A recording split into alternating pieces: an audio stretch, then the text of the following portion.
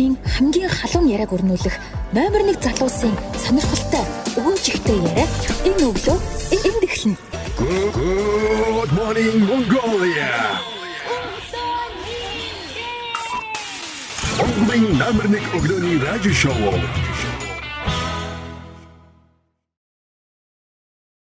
Yeah. Good morning Mongolia show. Сонгодог тусгалтай өглөө та бүхэндээ үргэлжлэн хүрч байна. За ингээд энэ өглөө бидэндээ хамтран бүтээж байгаа. Юм хаимсгалж орж ирж байна. Үгүй сайн зураг харсан чи юу вэ гэж бодлоо. Энэ өглөө бидэндээ хамтран бүтээж байгаа. Тэгээ Mom Nanny Center Mongolia хүүхд тасрагч нарыг болон гэрийн үйлчлэгч нарыг одоо олон улсын стандарт форматын дагуу бэлтгэн сургаж та бүхэндээ холбож өгдөг ийм гайхалтай Монгол байгууллага байна. Тэгээ Филиппинээс гэрийн үйлчлэгч болоод хүүхд тасрагч нарыг одоо та бүхэндээ холбож зуучилж өгдөг ийм одоо олон улсын стандартыг нэвтрүүлээд байгаа юм хамт олон бид бүхэндээ хамтран энэ өглөөг бүтээж байна.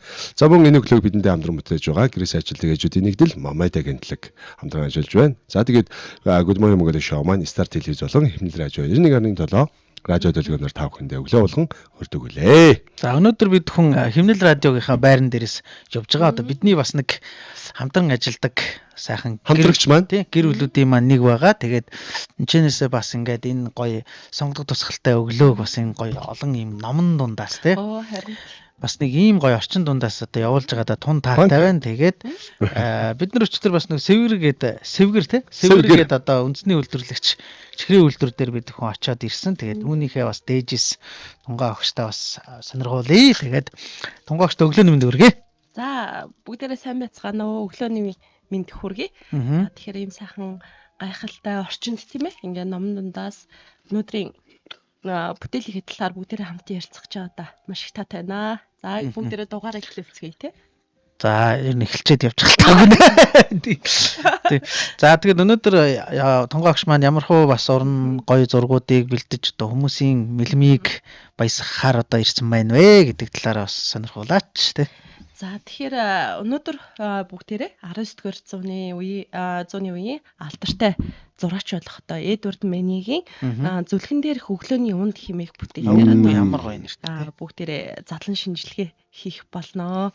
За тэгэхээр бид яагаад энэ бүтээлийг сонгоогүй гэвэл яг энэ 19-р зууны сүүл үеэс ахуулаад за өнөөдөр яг энэ 21-р зууны үеийн гол урлагийн урсгал чиглэл болох модернизмын эхлэл суурийг тавихад бол онцгой байр суурийг эзэлсэн зураач бол яа харахгүй Эдвард Мэни.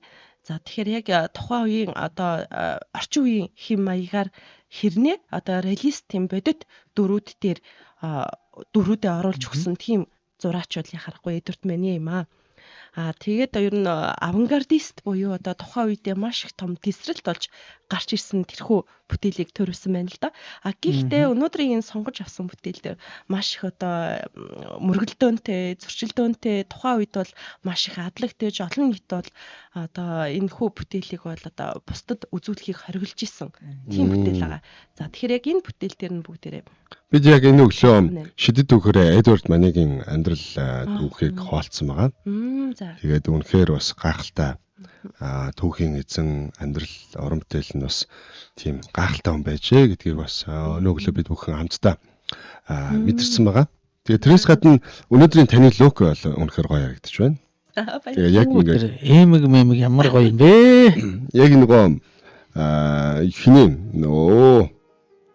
одоо тэнгэрийн шин одоо платинум тий. Эмэг нь бол одоо нар сарыг бэлэгдсэн ийм юутай харагдаж байна. Готлол бас ингээ хэд юм бэ энэ ч одоо айгүй их үнэтэй харагдаад байгаа байхгүй. Тэр чигээр ингээ орон зурглах боломжгүй. Тийм зүйлүүд бол харагдаж байна. Өсний гавчаар тийм ээ. Аюу ногоон хоёр эрэхтэй ингээ хоёр талаас ч ингээ цоо ширтээ суугаад тахчих эвгүй байна уу юу? Гайгүй юу? Эйгөө цоо ширцэн байхгүй хувцлаараад байна л да. Лука. Үнэхээр гоё харагдаж байна. их сонирхолтой санагдаад байгаа нь юу вэ гэхээр өнөөдөр бид бүхний үзэж байгаа зураг бол яг ингээд хоёр эрэхтэй нэг юм ихлээ нүцгэн Оо. Хоёр эрэхтэй. яа чигж гард юм уу те? Тэгээ цаана нь ингээд яг голын усанд бие угааж байгаа нэг эмэгтэй дүрслэгтэй. Магна гिचээд шүү дээ. гизмэлсэн чахбатал татсан шүү. Наа нэг бомбогор юм чи айгүй эвгүй харагдах нь шүү. Хоёлаа нэг гэстэй.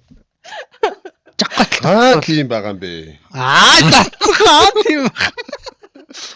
За окей гэд үцэсэг рүүгээ бас шилжээ те.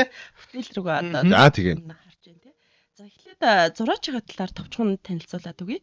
За Эдвард Мени бол 1832 оны 1 сарын 23-нд Сен-Жермен-де-Фрие гээд Францын дүрхт одоо мэндэлсэн байна. За тэгэхээр Эдвард Мени бол аав нь дипломатч одоо Францын хууль зүйн яамны дарга Шүүгч хүн байсан байна те. За ээж нь бол одоо дипломатчийн охин. За мөн одоо Шведийн хааны одоо загалмаасан охин байх нь. Тэгэхээр язгуурт нь тийм гэр бүлээс гаралтай. За айлын ууган хүү болон мэндэлсэн байна. За тэгэхээр аав нь бол өөрөө хууль зүйн хүн байсан учраас одоо яг энэ хуульч мэрэгчлээ Менид бол өвлүүлж үлдээхийг бол маш их хүсэж исэн байгаа. Гэхдээ Мени бол багасаа ахуулаад ер нь хичээлдээ таарах үнэлгээ авдаг. За яг өөрөө бол хуульч болох ямар ч тийм хүсэл эрмэлзэл байсангүй. За ингээд аргагүй ирэхэнд бол аав нь түүнийг зураач болохыг бол зөвшөөрсөн байна. За тэгээд тухайн үеийн одоо алдарт зураач болох Томас Кутур хэмээх зураачийн уралданд суралцуулсан байна. Тэгэхээр ингээд Томас Кутурын уралданд Мени суралцаж байх үедээ өөрийн арга барилаа бол ингэж олж зурж ингэж эхэлсэн байна. За тэгэд яг энэ анхны Менигийн бүтээлийн гол онцлог нь юу байсан гэхээр нөгөө Рио де Жанейро руу аялж явах үедээ Бразилийн тий. тийш ингээ аялсан байна л да. Тэгээд тэр одоо нутгийн тэр уугуул иргэдийнх нь амьдрал зан заншил за дээрэс нь өнгө гэрлийн гайхамшигт байдал бол хинт. Минийд бол анхны бүтээлийн санаанд бол маш их нөлөөсөн байна. За ингээ Рио де Жанейрод аялж ирээд за өөрийн судалбар зургууд аавдаа үзүүлээд аав нь бол одоо зураач болох одоо авьяас бэлэгтэй байна гэдгийг олж харсан байгаа. Ингээ 100% түүнийг зураачлахыг дэмжиж эхэлсэн байна. За ингээд Эдвард Мени бол одоо Луврын музейд бол их цаг хугацаагаа өнгөрүүлдэг байж. За тэгэхээр нэг ийм гайхалтай үг байдаг. Зураач хүнийг бол алдартай бүтээлүүд төрүүлдэг юм а гэж байгаа байхгүй юу. Тэгэхээр чи нөгөө бусад зураачдын гайхамшигтай энэ сонгодог бүтээлүүдээс зураач хүн бол судалж даган дуурайж зурснараа л одоо өөрийгөө төрүүлдэг. Одоо шинээр нээдэг гэсэн алдартай байдаг.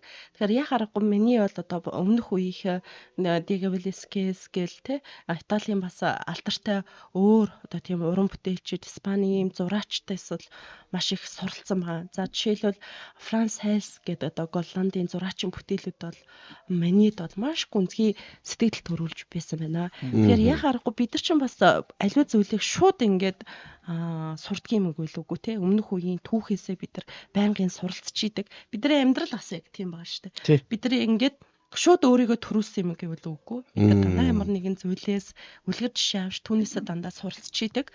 За тэгээд одоо нөгөө инспирэшн аавна гэж байдаг те. Яг тэгэхээр хиний хувьд бол Менигийн хувьд бол энэ Луврын музейд бол ихэнх цаг хугацаагаа өнгөрүүлж өмнөх үеийн зураачтаасаа маш олон тийм мэдлэгүүдийг олж аван авьяасаа хөгжүүлж байсан байна. За ингээд тухайн үед одоо нөгөө Францад Парис салон гэдэг үзэсгэлэн нэгддэг гэж. За тэр салон үзэсгэлэнг бол одоо Францчуудын хувьд бол урлагийн мэдрэмжүүдэд дээшлүүлдэг шинэлэг уран бүтээлчдэд танилцах одоо тийм гарц гүр нэж. За уран бүтээлчид бас өөрсдийнхөө одоо бусдад танилцуулах гол нэг тийм үзэсгэлэн бол энэ салон гэдэг үзэсгэлэн байж. За ингээ 1863 онд Эдвард Мени 3 бүтээлээ одоо энэ юунд өгчлээ. Салон үзэсгэлэн өгсөн байна. За харамсалтай нь энэ 3 бүтээлийг нь ерөөсөө шүүгчд хүлээж авсангүй. За энэ 3 бүтээлийн тоонд өнөөдрийн бид бүхний ярьж байгаа 1862-оос 1863 оны хугацаанд бүтээгдсэн зүлгэн дээрх өглөөний унд нэртэй энэхүү бүтээл юм аа. За гуруула яагаад хүлээн зөвшөөрөхдөг гэхээр эхний бүтээл нь бол маха өмсгөлтэй залуу гэдэг бүтээл байсан. За энэ бол тухайн үед Франц залуучуудын хувьд Испанийн одоо маха буюу одоо гудамжны тийм стрит стайлтай тийм хувцас их модон дэлгэрч байж лээ. За тэгээ өөрийнхөө нэг дүү болох Густавыг одоо юм маха өмсгөлтэй байдлаар ингэж дүрсэлсэн байгаа нь за хитрхи бас нөгөө залуучуудын хувьд ирээ зэргүй мэдхийн мэдрэмжийг шүүгчэд өгч гинэ гэдэг утгаар нь тэр бүтээлийг нь хассан байна. За нөгөөх нь Спадо хувцастай Викторио Мирион гэдэг одоо нэртэй бүтээлийг өгсөн. За тэрний Спадо гэдэг нь бухын тулаанчийн өмсгөл. Гэхдээ эмэгтэй хүнийг одоо гол дүрт нь оруулаад зурсан байгаа байхгүй. Тэгэхээр нөгөө асал болохгүй нэ. Бас л нөгөө үзэл санааны хувьд бол энэ томхгүй. Концертын одоо үзэл баримталтай тухайн цаг үед бол өстой шок өстэй. Тэгээ ерөөсөө хүлээж авсан. За 3 дахь бүтээл нь бол мэдээж ингээд хоёр залуу ингээд хоорондоо тийм үү яг ингээд костюм пижакта хоорондоо ингээд тий яриа өрнүүлэн сууж ихад хажуу талд нь одоо бүх хувцаа тайлаад за үзэгчд рүү цоо ширтээ тарж байгаа ийм нүцгэн бүсгийн дүрслэлтэй бүтээлээ өгсөн байна. За тэгэхээр инхээр мэдээж энэ бүтээлийг бол хүмүүс хараад бол утга санааг нь ойлгоход маш хүнд бэрхшээлтэй байсан байна. За ингээд 3 бүтээлийг нь хасжээ. Гэхдээ ганцхан Манигийн бүтээлийг хассангүй. Маш олон тийм зураачдын бүтээлүүд одоо энэ 1863 оны салаа үзэсгэлэнгээс хасагдчихлээ. За ингээд зураачид одоо 3 дахь Наполеон бол гомдол мэдүүлсэн учраас тэр салаа үзэсгэлэнгд дахиад нэг тасалгаа нээгээд тэрэнд нь одоо хасагдсан бүтээлүүдийг нь тавьсан баг. Гойда болж гинэ. Тэгэхээр мэдээж нөгөө Манигийн бүтээлийг тавьсан байна шүү дээ тий. Тэгээд тэр үзэсгэлэнд орсон хүмүүс Манигийн одоо энэ зүлгэн дээрх өглөөний үнд бүтээлийг хараад бүр шоконд орж алмайран за энэ одоо энэ хэсгийг бол бүр гологдогчдын булан эсвэл бүр аимшигын танхим гэж хүртэл хэлжсэн. Төвхтэй ахна. За манай хоёр маань энэ бүтээлийг хамгийн анх хараад ямар мэдрэмж төрсөн бэ? За манай үзэгчид тас. Зүлгэн дээрх үдийн унд гэсэн нэртэй мөртлөө яагаад одоо ингэж юу яасан юм болоо дүрсэлсэн юм болоо энэ эмэгтэй нь ямар очиртай юм болоо гэдэг одоо бодлол төрж исэн. Тэгээд яг хоо мэдээж цаг үеийн өөрөө 1863 онд. Тэгэхээр нөгөө яг тухайн үеийн цаг үед бол нөгөө хүлээж авч ойлгоход хэцүү байсан баг.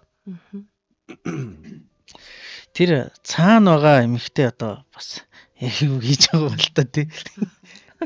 Тэрийг бас хоёр эмэгтэй хүн байгаа байхгүй тий. Цаана нэг хүн ингээд нэг юм хайгаад байгаа ч юм шиг. Тэгээ ямар ч тийм идэж явах юм ерөөсөө харагдахгүй. Тэр яг жоох юмар яхад байгаа чи. Эсвэл өглөөний унд гэж байгаа үстэй ч. Нэр уг нь тийм байна тий. Тэснэ. Жоох байгаа юм уу? Хаана? Байгаа юм уу? Хаана байна гэдэг.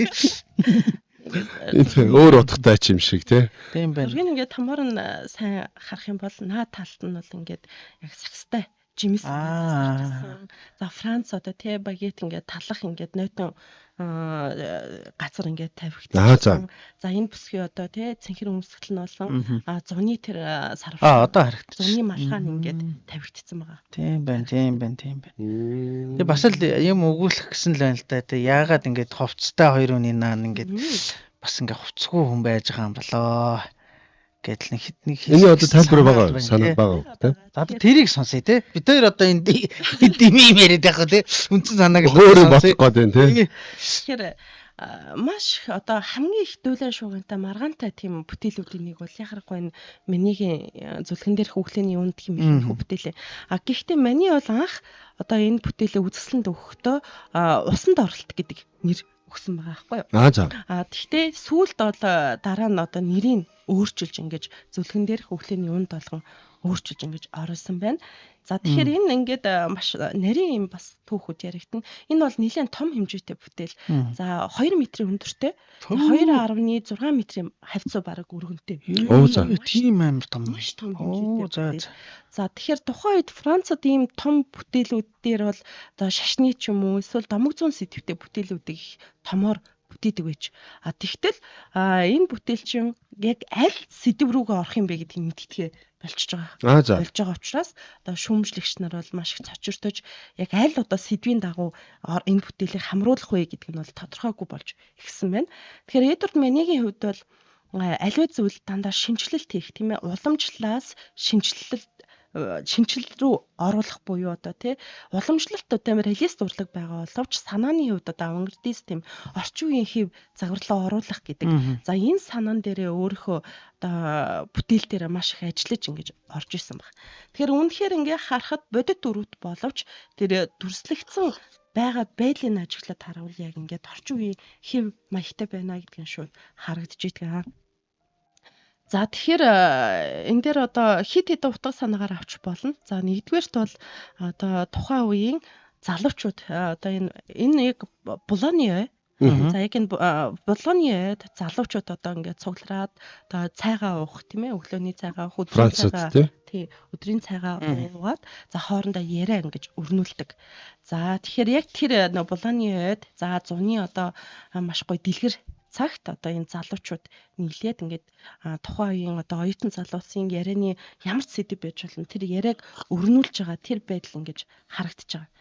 За тэгээд энэ дээр бол яг хүмүүс яагаад одоо ингэж маш их цочирдож хүлээж авсан бэ гэхээр тухайн үе одоо Франц эрэгтэйчүүдийн хувьд бол одоо нууц амрагтай байх. За эсвэл одоо уран бүтээлчид ч юм уу одоо ингээд өөрийнхөө онгодыг байгаль олон эмэгтэй хүний гоо сайхныг бичиж онгодоо хөглүүлэх гэдэг бол бас байгаад байгаа. Тэгэхээр тэр ингээд байдал бол одоо залуучуудын дунд одоо эрэгтэйчүүдийн дунд нийтлэг байсан хэрнээ за түүнийг нь яг ингээд бодитоор ил гаргаад тавихаар энэ өөрөө шүүмжил дагуулад эхэлж байна тий. Тэгэхээр яагаад ингээд бодит зүйл гэдгийг хүлээн зөвшөөрөхгүй ингээд одоо өөрсдийгөө хүлээн зөвшөөрөхгүйгээр одоо түүнийг шүүмжлээд байгаа юм бэ.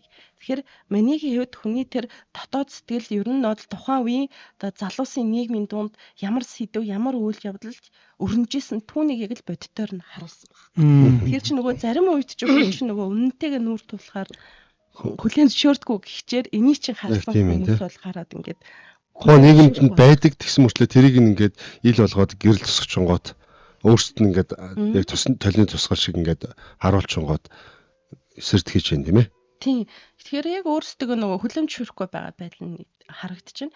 За дээрэс нь нөгөө энэ тухайн цаг үед бол эмэгтэйчүүдийг маш гой сайхнаар дүрсэлдэг байж байна. Тэгэхээр жишээлбэл энэ 1863 оны энэ салаа үзэсгэлэнд Александр Кабели гээд зураачийн одоо Венера бурхныг одоо хайрын гоо сайхны тэнгэрийг маш гоё дүрсэлсэн бүтээлээ. Тэр ингээд бүр алтан шаргал үстэй, цав цагаан одоо юм арьстай.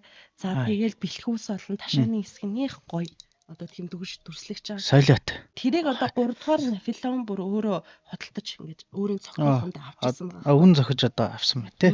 Тэгэхээр яг тухайн цаг үед бол яг нүцгэн дүрслэлт гэдэг нь өөрөө эмэгтэй хүний яг тэр одоо Александр Кабели шиг дүрсэлсэн шиг тийм маш гоё тий. Ямар ч удаа тийм сивгүй үзэсгэлэнтэй үнэхээр л охин тэнгэр гэдэг зүйл чинь ийм л үзэсгэлэнтэй байдаг юм байна гэдгийг харуулсан тийм бүтээлүүд их үнэлдэг байсан байна. Тэгтэл одоо бид нар ингээд эзэн дээр харж байгаа яг л ийм Венераг төгс байна тий. Үзэсгэлэнтэй гэж үзэж байна. Тэгтэл хэний Менегийн дүрслэл нүцгэн дүрслэл тийм биш байгаа байхгүй.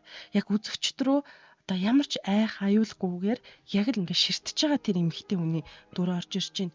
Тэгэхээр чи яг ингээд нэг бодлын бид нар энэ байгаа үйл явдал руу үзэгчд хараад байгаа байхгүй тий. Бид нар зургийг ширтээд байгаа биш.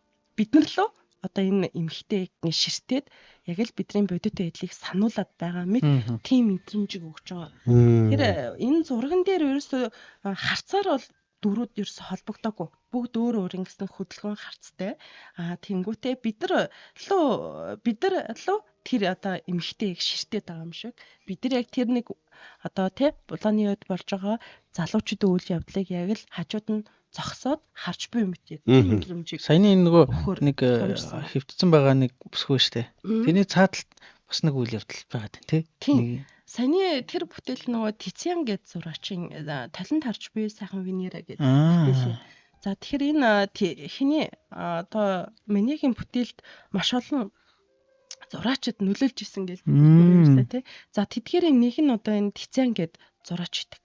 За тэгэд одоо энэ дээр ингээд аваад үзвэл миний яагаад энэ зөвлөгөн дээрх өглөөний үнд гэдэг энэ бүтээлээ төрөх болвоо гэвэл гол санаа нь нөгөө Рафаэль Санти гэд зураач зураачийн зурсан Парисын шүүлт гэд бүтээл байна.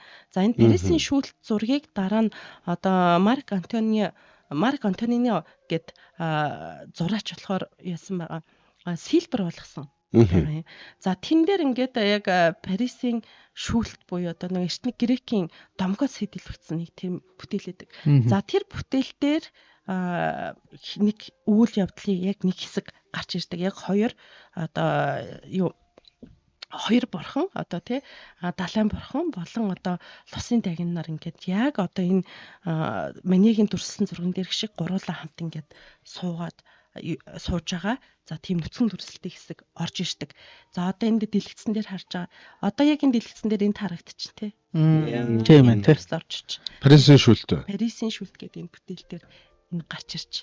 Тэгэхээр яг энэхээр нөгөө хин Мэниэл өмнөх үеийнхээ зураачдыг маш сайн судалдаг байсан учраас за бас эндээс ингэж авч. Яг нөгөө төрөний зурагны маань яриг шүү дээ тий. Тийм ээ. Тийм ээ тийм. Тэгэхээр энэ Парисын шүлт дээр юу болдог вэ гэхээр нөгөө Троийн ханху Парис.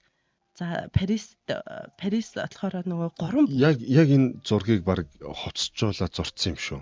тийм ер нь бол эндээс гол санаа нь төрөн. Эдгээр эндээс авсан байна тий.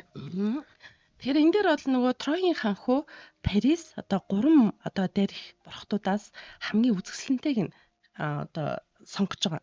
За энэ дээр нөгөө Зевсийн бурхан Хера, за тэгэл одоо нөгөө Афродита бурхад ингэж байгаа хгүй Афин, Афродита бурхад. Тэгэхээр хамгийн үзэсгэлэнтэйг нь энэ 3 үзэсгэлэнтэй дээрх аль нэгэнд нь л хамгийн үзэсгэлэнтэй чинь шүү гэд алим өгөхгүй даа. За тэгэхдээ энэ 3 дээрх бол гуруула Парист өөрсдийн гэсэн зүйлийг амссан. Хэрвээ чи намайг сонгох юм бол би чамайг хамгийн шилдэг дайчин болгож өгнө. Хэрвээ чи намайг сонгол одоо Афродита бурхан юу гэж хэлсэн бэ гэхэд чи намайг сонгол энэ хороогийн хамгийн үзэсгэлэнтэй бүсгүй чамтай одоо тий харьцдаг болгож чиний гэргээ болгоно гэж амлаж бас. За ингээ Парис бодож байгаад одоо Афродита бурханд одоо өгсөн байна. Тэгээд одоо нөгөө Илиана одоо Трой гэдэг кино хэлдэг шүү дээ. Тэн дээр яг гардаг Илианатай одоо хайр сэтгэлтэй болсон боловч грек Тройчуудаа 10 жилийн турш үргэлжсэн аимшигтай тань эхэлдэг. Тэгэхээр яг энэ үйл явдлын одоо гэрч болоод сууж байгаа. Одоо энэ одоо юуны далайн бурхад ингээд сууж байгаа байхгүй. Таны гурав бол. Тэгэхээр яг тэр үйл явдлын гэрчүүд ингээд сууж байна тий. Тэгэхээр энийг ингээд аваад үзэхээр сонголт гэдэг бол хаанч хизээч байсан энэ домог дээрч байсан хайр сэтгэл за тэгээд альва зүйлийг сонгох сонголт гэдэг бол хүнээс өөрөөс нь шалтгаалдаг гэдэг нэг тэр асуулт за муухан хайр дурлал эцсийн хязгаар нь хаана хүрдэг вэ гэх юмчлан олон асуулт одоо энэ түүхэн гэрч үйл явдал дээр гарч ирдэг. Тэгэхээр яг энэ дээр сонголт гэдэг зүйлийн талаар одоо өгүүлэх гэж ингэж оролцсон байх нэ. Энэ бүтээлээрээ дамжуулаад нөгөө талаараа миний хэлж байгаа зүйл нь одоо домог дээрч шашин дээрч одоо энэ нүцгэн дүрслэл байдаг. Үүнийг ингээд яагаад орчин үеийн хэм маягт оруулахаар энийг нь одоо хүлээж авч чадахгүй байна гэдгийг л одоо бас гол шүүмжлээ болгож оруулж иж гаргасан байгаа нь харагддаг. 1883 онд Эдвард Мани талд төгссөн байдаг тий. Тэг яг нас барахаас өмнө хамгийн сүүлд зурсан 82 онд зурсан нөгөө Поли Биржидэх бар буюу цэнгний газар гэдэг зургаа зурсан байдаг. Тэгээд яг ингээ бид нар өглөө ингээ түүхэн уншиж байхад түүхэн дээр юу гэж харж ирсэн гэхээр амьдралынхаа туршид ганцаардал шүүмжлэл хараал нулимл те бусдаас ингээд авч ирсэн тэр хүн нэг хөлөө тайруулаад ингээд шаналаад ингээд хөвтөж байхдаа яг тэр зураг нь амлаа тэр зургийн дундаас нь тэр эмхтэй гарч ирээд өөрийг нь тайцгаруулж байгаа чи ингээд тий хит юм амьдраагүй чиний одоо зурсан бүх юмнууд бол ингээд үнэхээр үнцэнтэй байсан шүү гэдгийг харуулсан нэг тийм дүр зураглал гарсан.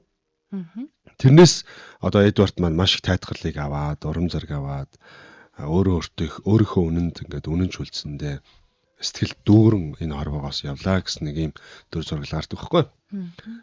Тэгэхээр ер нь нөгөө Эдвард Манигийн одоо тухайн цаг үедээ гаргаж тавьсан тэр бүтээлүүд нь хүмүүст одоо ерөөсөө тэр үнэнтэй эвлэрэх боломж орон зайг ерөөсөө олгож чадаагүй. Дээрэс нь тэр хүмүүс хүлээж авах тэр сэтгэлгээний хувьд айгүй хэцүү нөхцөл байсан байна да гэж ингээд харж байгаа байхгүй. Тэгээ нөгөө аливаа нөгөө сод хүмүүсийн бүтээл хэлсэн үг, яруу найраг, түүх тойрвлууд нь дандаа нэг өөрийнх нь дараа нэг хэдэн 100 жилийн дараа, 50 жилийн дараа, хэдэн 10 жилийн дараа хүмүүс ойлгохдаг шиг яг нэг тиймэрхүү байж дээ гэж бодлоо. Тийм ер нь ингээд тухайн үед аливаа зүйлд шинжилэл хийнэ гэдэг чинь дандаа л зөрчилдөөн гарч ирдэг. Заавал нэг зөрчил байж иж тэндээс ямар нэгэн зүйл урган гарч идэг. Тэгэхээр яг л одоо энэ Маниагийн одоо тий өмнөх одоо тэр гоо сайхан нүцгэн дүрслэлүүдийг гаргаж ирсэн бол одоо ингээд гаргаж байгаа дүрслүүд нь бас орчин үеийн детальгүй одоо арын хэсгүүд нь дандаа тийм манан мэд дутаад замхарсан ийм деталь хэсгүүд байхгүй. Өмнөх зураачид бол салаа үзэсгэлэнд бүтээлүүдээ ингээд илүү ойлгомжтой болгохын тулд бүр ингээд одоо тий өнгөлж өгдөг байсан байхгүй. Биерний тэр нарийн ажиллагаануудыг мэдэгдэхгүй. Яг ингээд деталь хэсгүүдийг бүрэн харах боломжтой байдлаар зурж дүрсэлж исэн бол миний болохоор ерөөс арын хэсгүүд нь бол бүрэн дүр ингэж гарахгүйгээр ингэж уусгаж гаргаж исэн баг. Тэгэхээр дандаа ингэж шинжилсэн байдлаар хийж исэн учраас тухайн үед бол одоо хөдөлгөөнд шүүрэгдэхэд хэцүү байжээ. Гэхдээ өнөөдөр Маниагийн энэ бүтээл төрөн гараг байсан бол одоо энэ орчин үеийн урлагт те өнөөдрийн бидний цаг хугацааны урлагийг бол нэгэн шат тахгүй байсан байна л да. Тэгэхээр зөрчлийг бас ялваа зүйлийг шинжилж хийж байгаа юм бол дандаа л мөргөлтөнтэй байдаг. Тэгээ тэрийг яаж туулж гарах нь гэдэг л одоо хамааралтай юм болов уу гэж харагддаг.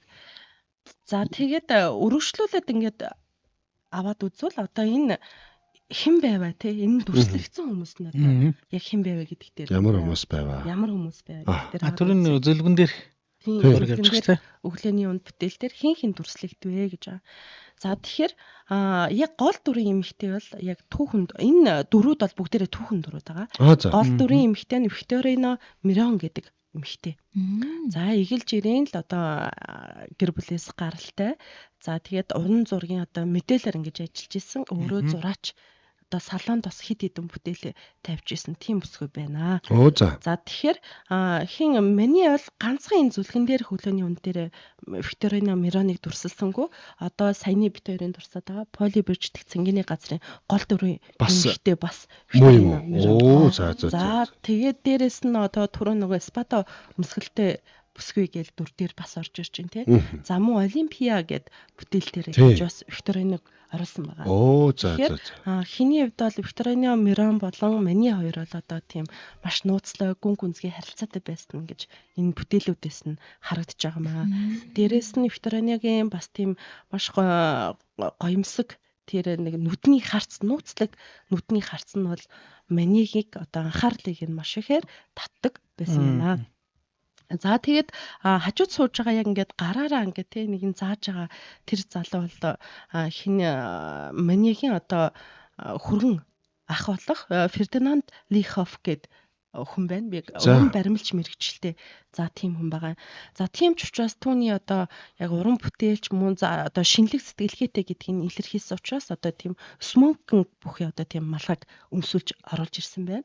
За цаа талд нь сууж байгаа залуу нь хиний Маниагийн дүү болох одоо Евгений Мани дүрслэгдсэн байна. Эсвэл одоо ээжин Евгений Мани эсвэл одоо нөгөө Густав Мани хоёрын аль нэг нь гэж үздэг. Гэхдээ ерөнхийдөө хоёр дүүгийнхээ аль аль царайных нь тэр дүрслэлийг бол аль аль нэг нь оруулж өгсөн байна. Аль нь ч явах боломжтой гэж байдлаар оруулсан. Миний дороо хоёр эрэгтэй дүүтэй. Густав Манигийн дүрслэлтийг илүү тодорхой байна гэж харж байгаа. За цаад талд нь ингээд дүрслэгдсэн байгаа одоо тий усанд одоо тэр гол бие угааж байгаа эсвэл голоос ингээд ус авж байгаа нэг эмэгтэй дүрслэгдсэн байна тий. За энэ бол Манигийн эхнэр болох Сюзанна Лихоф гэд голлонд гаралтай бүсгүй дүрслэгдэжээ. За ийм дөрүүдтэй. За тэг яагаад ингээд тэр голоос ус авж байгаа мэтгийн дүрслэл орж ирж юм гэхээр ер нь бол одоо ийм голоос ус авж байгаа тийм дүрслэлд орж ирэх нь уран зурагт ариуслыг хилтэгдэг. Тэгэхээр энэ зургаар ариусл шинжлэлийг биелэгдэж байгаа. Тэгэхээр энэ бүтээл бол дандаа шинжилсэн ариуслаар буюу урлагийн бүтээлд одоо шинжлэл орж ирж байгаа гэдэг тэр санааг хилтгсэн тийм дүрслэл юм аа. Тэгэхээр одоо түрүүн бид нар нөгөө хиний Марк Антонигийн бүтээлээс одоо тэр Сильбрээс миний санаа авсан гэж ярьж ирсэн тийм. За мөн одоо Тицианы гээд эсрэг мандалтай үе Италийн зураачийн юу гэдэг хөдөөгийн концерт гэдэг нэртэй бүтээл байна.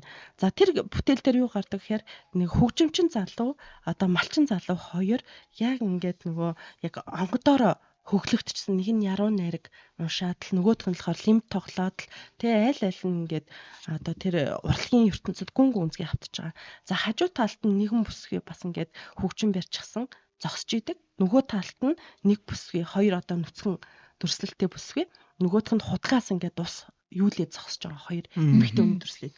Тэн дээр юусо тэр хоёр залуу тэр хоёр эмэгтэй рүү ямар нэгэн те үл анзаарч байгаа одоо харж байгаа одоо тийм өгүүлэмжинд гардггүй. Тэр юу вэ гэвэл тэр хоёр залуугийн сэтгэлээс урган гарч байгаа нэг тэр хоёр бүсгүүчүүд. Тэгэхээр нэг хүний сэтгэлээс одоо тий онгодоор дамжуулаад тэр баяр баясгалангаар гоос үзэсгэлэнгээр дамжуулаад гарч байгаа тэр үйл явдал нь гэж тэр зурган дээр буусан байдаг. Тэгэхээр яг энэ Тицианы энэ бүтээлийн санаа бол Манигийн одоо энэ зүлгэн дээр хөглийн юм дээр яг гарчиж.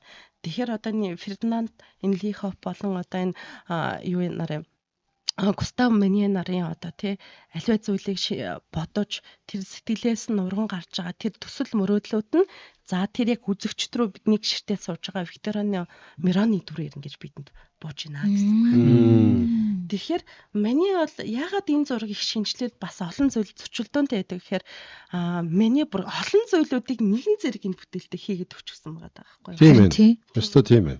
Бүр ингээд одоо тэгээд нааша шилжээ тэр одоо асгарсан зүйлсүүдийг аваад үзэхээр ингээд сакстай энторч юмс болон эндэрч юмс за тэгээд боргоцоо өдр ингээд унтсан. Тэгээд ингээд талхтай цаа тал нь дар суу ингээд лонх ингээд унчихсан байдагтай. За мөн одоо ингээд нөгөө тэр эмэгтэй тайлаад тавьсан хувцас болон нөгөө юунууд нь харагдаж байгаа байхгүй малгаан нар нь харагдаж байгаа. Гэтэ өнгөний хувьд бол маш гайхамшигтай. Тэр нөгөө хүүтэн дулаан өнгүүдийг ингээд натурмоштоор дамжуулаад ингээд гаргацсан. Тэгэхээр хэм Мани бол одоо тэр өнгөөр дамжуулаад өнгө гэдэг зураачийн тэр бүх зүйлийг илтгэдэг гэдгийг тэр жижигхэн натурмошт хэсгүүдээр бас ингээд гараад өгсөн байна. Нэг зүйл айгүй сонирхолтой санагдаад байна л да. Айгүй их ганцаарддаг байсан гэж байгаа. Тэгээ ихэртэй байсан юм байна. Эхнэр нь хайцсан юм болоо. Тэгээ дээрэс нь тэр нөгөө хамгийн сүүл зурсан тэр уран зургаас нь одоо тэр эмэгтэй гарч ирээд өөрийг нь тайвшруулж байгаа нэг тийм үзэгдэл гарч байгаа штэ. Тэр нь болохоор сая хин гэлээ? Викторина Миро байсан. Тэр нь болохоор яг өөрийнх нь уран зургуудын хэд хідэн зүйлүүдэд орцсон. Тэгэхээр тэр хоёр бас хоорондоо холбоотой байсан гэж байна тий. Тэгээ амьдралынхаа төгсгөл хамгийн хүнд хэцүү үед эхнэр нь биш тэр Викторина Мироны одоо дурсан тэр тий фоли барьж чадах цэнгний газрын одоо гол дүр буюу тэр эмэгтэй гарч ирж өөрийг нь тайлбарлуулсан дүрслэл гарч байгаа байхгүй. Тэгээд энийг ингээл жоох ойлгох гол бодоол юм л да. Ямар нухттай боддог юм бэ чи. Бүр ахтуу хамаатан сайдаг бүгдэн. Энэ сая энэ зурган дээр өнөөдрийн бидний ярилцж байгаа яг энэ зүлгэн дээрх үл дундын өглөөний цай гэдэг энэ юун дээр өөрийнх нь хөргөө ахын дүрслэгдсэн байна, дүүн дүрслэгдсэн байна, эхнэр нь дүрслэгдсэн байна. Би одоо тэр хоёр эмэгтэй хоёр эрэгтэй чинь энийг тэр дөрвөө орондоо одоо тэгээ уулзж байгаа цай цууж байгаа нэг тийм дүрслэл байна да өөр юм яваад байна. Чи ард нэг ардын л юм бодоод байна да тий. Гэж бодсон байхгүй юм. Тэгсэн чинь тэнд одоо өөрийнх нь эхнэр нь явж гин тэгээд нөгөө өөрийнх нь гол дүрийн холбоотой байгаа бас нэг эмэгтэй бас яваад байна. Тэгээ яг энэ хүмүүсийн дүрийн сонголтоор дамжуулаад хүмүүст яг юу өгөх гээд байна, юу харуулах гээд байна, ямар мессеж явж байгаа бол гэдэг ийм зүйл бодол яваал юм л да. Тэгээ ер нь бол яг ингээд нөгөө энэ бүтээлийг рентген туяанд оруулж харж үзсэн байдаг. Тэгтэл Мани бол эхлээд одоо энэ нөгөө Викторианы Мироны дүрд бол яг өөрийнхөө эхнэрийн дүрийг буулгаж эхэлсэн байгаа байхгүй юу. Тэгээд зургийн явцдаа тэр нь ингээд бүрэн өөрчлөгдөд гараад ирсэн байдаг. Тэгэхээр яг нөгөө зураачдын хувьд чинь тэр бүтээлээд нь илүү тохирох, илүү тэр санааг нь илэрхийлэх тэр зүйл дээрээ л ингээд хайж байгаа. Тэгээ ер нь Викторианы Мирон энэ хоёрыг бол хоорондоо бас хайр сэтгэлийн холбоотой нууц тийм хайр сэтгэлийн холбоотой байсан. Тийм л байсан юм шиг л байна л да. Ер нь ихэнх хүмүүс үздэг. Гэхдээ их сонир зүйл нь юу вэ гэхээр Манийг бол одоо сүүлд одоо энэ бүтээл одоо тэг хүмүүс залуучууд ингээд ойлгоод эхэлж байгаа хгүй. Энэ бол гайхамшигтай бүтээл нэ. Энэ утга нь агуулгамж нь гайхамшигтай юм байна гэдгийг яриад Манийг бол гайхамшигтай гэж ярьж эхэлж байхад Викториныг бол маш олон янзаар буруутгаж ярьдаг байсан байхгүй. Ер нь бол их архичин байсан, залуугаараа архинд ороод ингээд нас харсан, янз бүрийн тийм асуудалтай байсан гэд ярьж эхэлж. Тэгэхээр чин яг л одоо нийгэмд бас ингээд мэдхгүй нэгээ харагдж байгаа өнцгөр ингээд шүүмжилдэг Тийм байна. Тийм асуудал бас энэ бүтээл дээр хүртэл ингэж гарч ирж байсан байна. За түрүүн магнагийн асуугуудаа полиберж цэнгэний газар дээр зурсан хамгийн сүүлийн зураг дээр одоо яг өнөө цагийн нийгэм байхгүй. Капиталист нийгэмд бид нар яадаг вэ гэхээр тэр хүний ганцаарч ийн гонглж ийн уурсан хам ахгүй.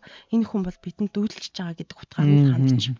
Тэгэхээр цаа талд нь ингээл тэр полибержц маш олон тэр тухайн үеийн алдарт нуу цугларсан олон хүмүүс цугларсан ингээд чимээ шууган ингээд мэддэгдээд байгаа байхгүй. Тийм деталь байхгүй ч гэсэн цаанаас нь мэддэгдэж ингэж орж. Тэгтэл энэ психиол бидэнд л цоо ширтчихсэн. Ямар нэгэн гуниг ганцаартай хэлийг гэсэн боловч хэлж чадахгүй байгаа ганцаардж байгаа эмэгтэй хүний дүрсээ. Сүүлийн зургийн хэмжээ том болов? Сүүлийн зургийн хэмжээ дундаж. Дундаж уу тий. Тийм. Эхний хол бүр амар том гэсэн шүү дээ. Тийм 2 м шүү дээ. Тэгээд өргөн нь 2 м гармаар. 2 м 60. Викторина тэр мөрөн чинь угаасаа тэр полибержанагийн баримын тэр цэнгэний газрын бариманаар ажилладаг байсан. Тэгээд тийм учраас бариман болохоор их тэр яг нөгөө нэг Сюзана гэдэг тийм бариман бүсгийн яг тэр полибержийн Сюзана гэдэг бариман бүсгийн дүр дээр одоо энэ Викторины Мироны дүрийг оруулсан юм. Оо за зөвхөн хольж утгаж өгсөн юм тий. Толны тусгал тэндээс харагдчихэйдэг. Ерөөсөө зураач яг өөдөөс нь харж зурах биш. Толинд одоо зурж туссан дүрийг зурж байгаа юм. Тэр бүтээл дээр Хатаа сонирхолтой. Тэг яг энэ дээр нөгөө хин маний чи өөрөө нөгөө хүнд одоо өвдөөд тэгээд одоо нэг хөлөө тайруулахаас өөр аргагүй болсон. За ингэхдээ яг гэрт нь хагалгаа хийсэн байгаа байхгүй юу?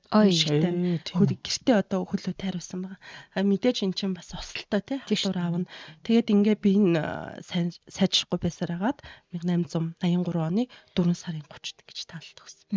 Тэгээд энэ ер нь ингээ би ингээд сүүлийн одоо тий 5-6 жилдээ маш ихээр муудж исэн. Энэ үедээ бол тий натурморт юм цэцэгс маш их зурж гисэн байхгүй. Тэгээд цэцэгсийн тэр гоо үзэсгэлэнтэй хэрнээ гундаад ингээд алга болчдөг тэр байдлыг амьдралын агшин зургийн таашаал гэдэг зүйлийг бас миний олж мэдээ цэцэгсийг дурсаж мөн одоо тэр полиберж дээр яг ганцаардл гэдэг зүйлийг гарч байгаа. Олон хүмүүс хажууд нь эргэн тойронд манийгийн хажууд байсан үгүй л байсан. Гэхдээ тэндээс олж одоо асар олон ганцаардл одоо хүнд төрөөд ш. Бид нар ч бас яг тэгээд байна те. Бид нар ингээл аюу нэг нэгнтэйгээ байхдаа одоо харилцаа холбоо одоо халуун талан уур амьсгал бол маш их тутдаг басныг нэг нэггүй л үнэмлэж байна. Тэгэхээр яг тэр байдал бас минийд мэдгэжсэн учраас яг полибержийн тэр дүрээрээ дамжуулаад ганцаардлыг хэлж гаргасан байна л да. Тийм байна. Энэ Эдвард Мани, Клод Мани хоёр овг нь нэг байгаа байхгүй. Энэ хоёр хамаатай хүмүүс үү? Үгүй хоёр өөр зураач. Хоёр өөр зураач. Нэг зүйл холбоотой. Энэ импрессионист зураачд. Урсгал нь тий. Урсгал нь нэг чиглэл. Импрессионист Мани бол өөрийгөө яг импрессионист зураач гэдэг дээр бол ерөөсөө яддаг. Нэг хөдөлгөөнчөөр явдаг.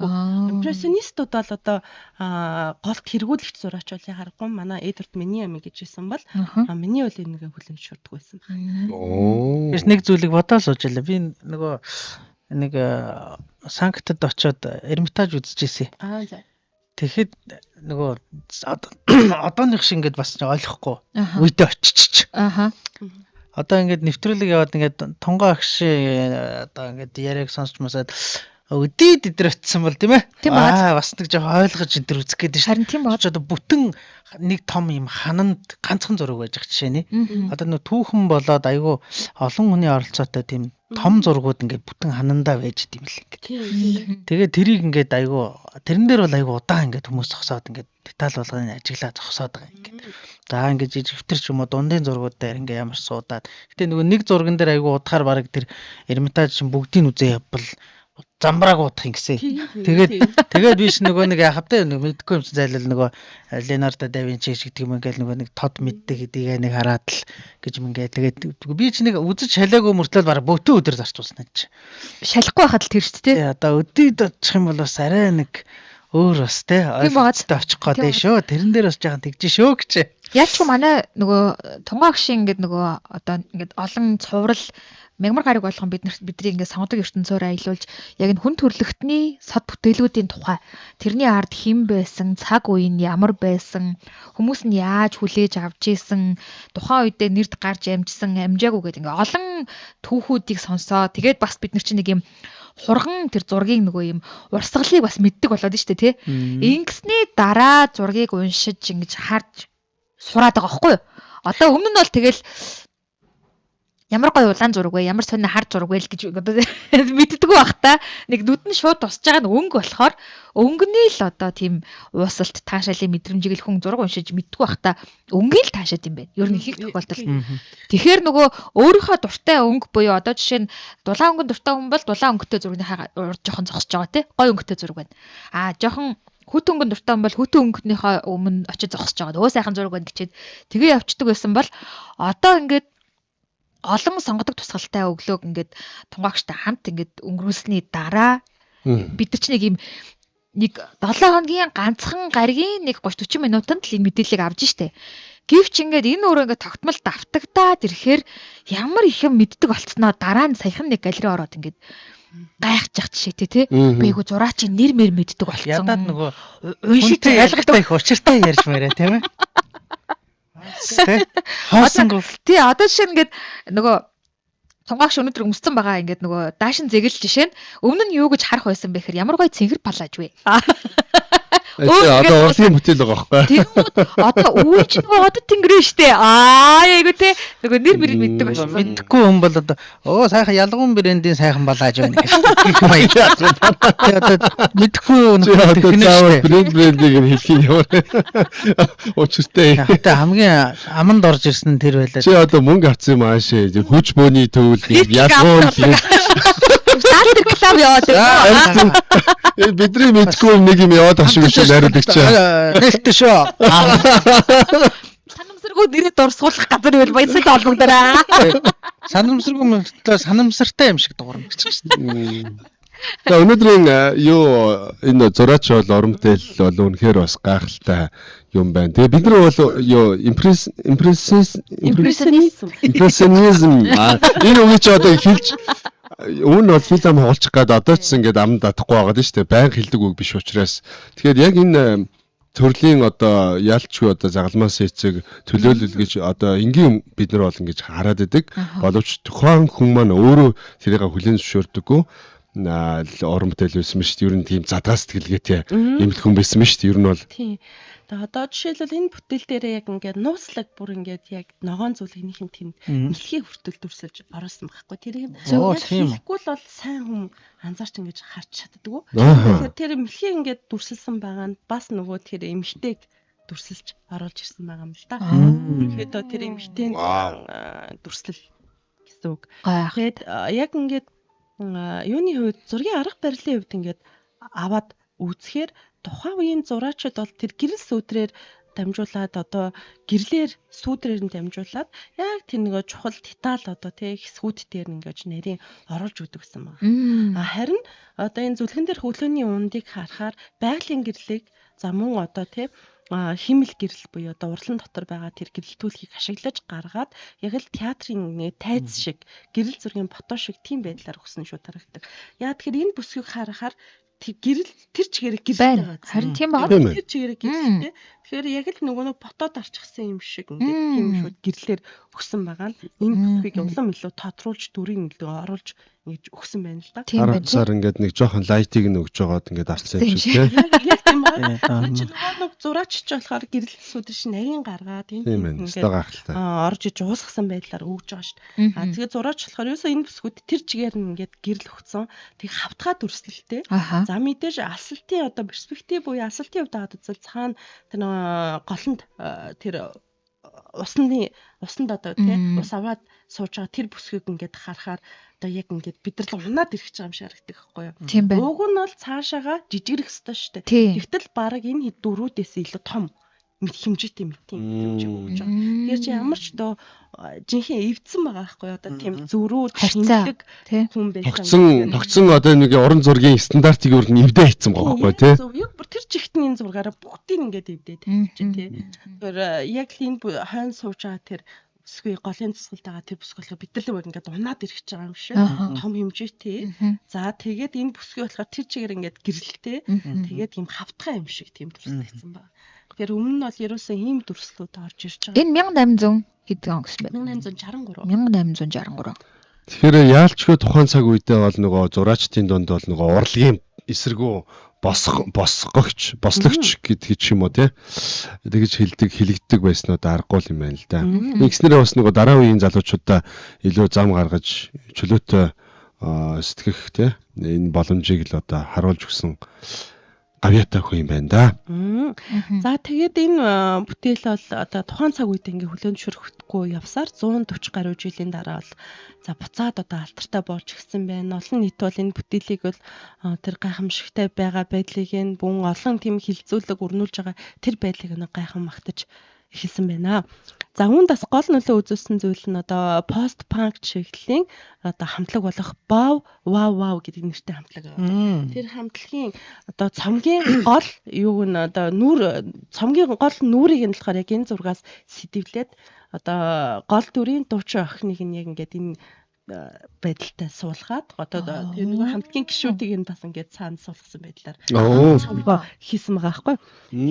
Тэгэхээр энэ цомгийг ер нь бол тийм яг шууд Мэнигийн бүтээлээс ингээд санаа аваад энэ нүүр цомгийнхаа зургаар нь гэж хийснээр одоо энэ харагдаж тийм биш.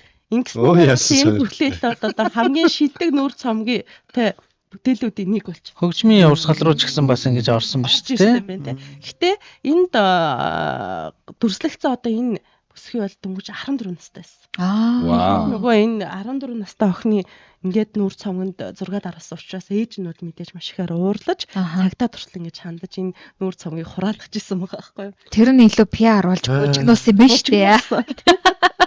За тэгээд одоо энэ юу гэж Манхэттен одоо Нью-Йоркт одоо Манхэттен дүүргийн нэг жижиг цэцэрлэг төрөлөнд бол одоо Джон Свел гээд уран баримлч бол одоо энэ бүтээлийг яасан байгаа байхгүй 3D хэмжээсэнд оруулаад цэцэрлэг төрөлөнд одоо дөрүүдийг нь уран баримлаад. Тэгэхээр энэ цэцэрлэг төрөлөнгээр аялж байгаа хүмүүс бол энэ бүтээлийг одоо яг ингээд эргэн тойрон баримлаар нь хардаг байх нь шүү дээ. Баримлаар нь харна гэсэн. Бид нар бол яг бүтээс нь хоёр хэмжээсээр хараад байна. Энд бол 3 хэмжээсээр ингээд харах боломжтой. Өө ямар гоё. Урлагийн замлаа гэж тэгэл хийж өгсөн баг. Тэгээд ингээд цаашдын олон бүтээлд бол ингээд одоо нөлөөлж исэн байна. Одоо жишээлбэл тэр постбанк бавав гэх хамтлагийн нүүр цомгийн дээр гараад дахиад олонний анхаарлыг татаад байна. Тэгэхээр ямар ч хүн бол энэ бүтээлтийг хажуугаар зүгээр өнгөрч чаддаггүй. Тийм байна. Заавал дунд нь орж энд яг ямар үйл явдал юу өрнөд вэ гэдгийг хайж олж хардаг. Тэгээд нэг зүйлийг биш олон тийм санаа олон хүүхдлүүдийг нэг дор ингэж цуглуулж өгсөн тийм гайхамшигтай уран бүтээл хамгийн зөрчилдөөнтэй уран бүтээлүүдийн нэг бол яхахгүй. Одоо миний энэхүү бүтээл юм аа. Маш их баярлалаа. Тэгээд энэ өглөө бол Эдвард Маник гихч одоо энэ айгүй өрмөц сэтгэлгээтэй, өрмөц ертөнцтэй орчин цагийн чөлөө сэтгэлгээний одоо загламаас эцэг гэгддэг энэ уран бүтээлчийн зүлгэн дээрх өглөөний унд буюу өглөөний бараг цайл гэсэн үг юм биш үү? Тийм гайхалтай одоо сод бүтээлийн утга санааг бас бид бүхэн тайлбарлаж энэхүү уран бүтээлч амьдрал уран бүтээлээр бас биднийг аялуулсанд тунгаагчтай баярлалаа. За баярлалаа. Уран зураг унших гэдэг нөгөө юм одоо боловсрал гэж хэлээ да тий. Зураг унших гэдэг энэ боловсрал. Үнний ард юу байдаг вэ? Юу дүрсэлдэг вэ?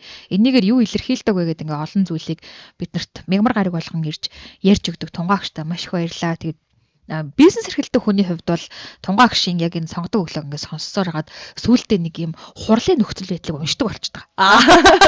Хүмүүсийн сэтгэл зүйг яг ингээд ширээ тойроо сууж байгаа хүмүүс одоо би яг нэг уулзалтын өрөөлөө ороод тэнд ингээд намайг хүлээгээд нэг 3-4 тооны хүн сууж за хэд ч байсан гэсэн ерөн сууж хахад зураг уншиж чаддаг хүн яг тэр вайбыг уншиж чаддаг болчихдөг юм лээ.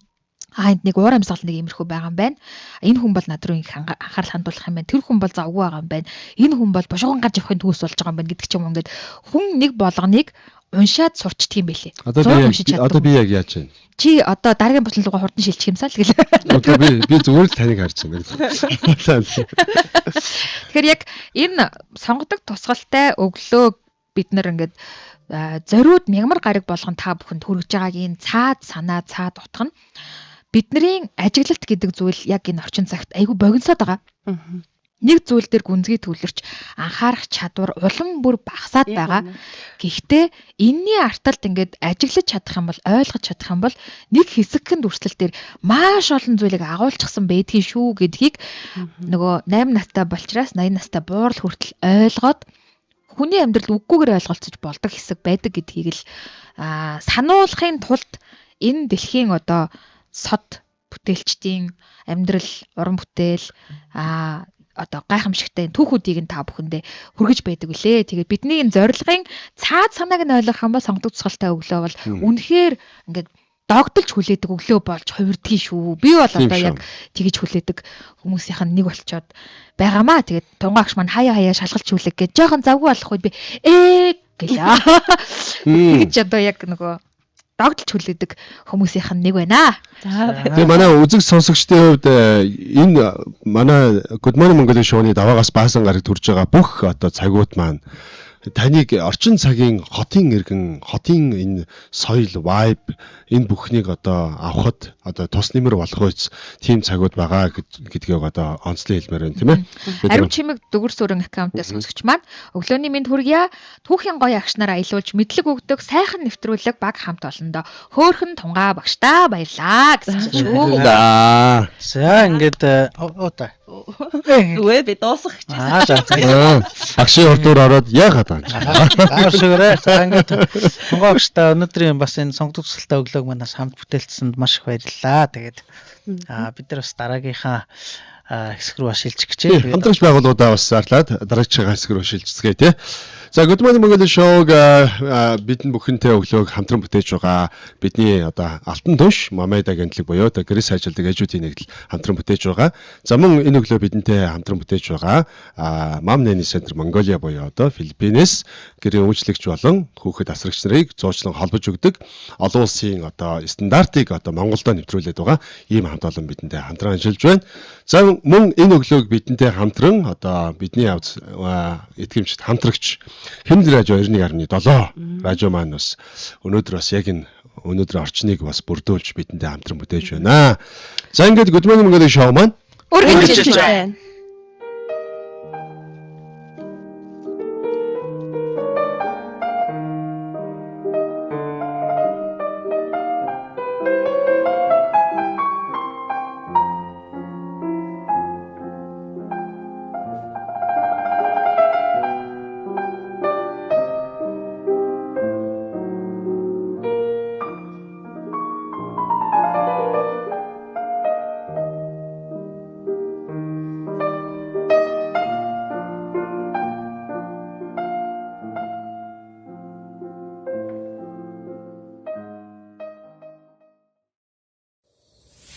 Гэгээлэг нэгэн өдрийн эхлэлийг хамт тавьсан сонсогч үзэгч танд баярлалаа.